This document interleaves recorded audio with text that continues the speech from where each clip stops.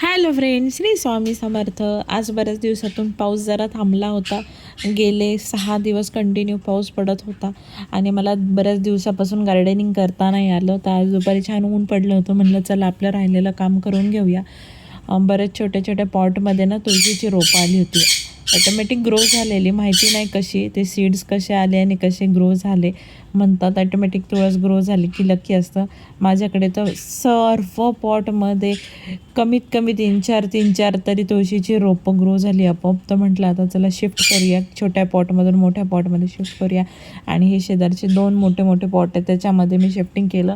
हे दुसरं पॉट आहे की ज्याच्यामध्ये शिफ्टिंग करतं. एक झालेलं आहे माझं आणि हे यामध्ये जरा बरेच आलेले, म्हणून म्हटलं सगळे आपण शिफ्ट करूया. 2च पॉटमध्ये तुळशीची रोपं ठेवूया आणि मी हे शिफ्ट करते आहे. मेन हा सीझन असतो पावसाळा की ज्याच्यामध्ये आपण रिपोर्टिंग करू शकतो, प्लॅन शिफ्ट करू शकतो किंवा काही करू शकतो की जेणेकरून प्लॅन डेड होत नाही. तर म्हटलं चला आता पावसाळा पण संपत आलेला आहे, आपण पटकन करून घेऊया.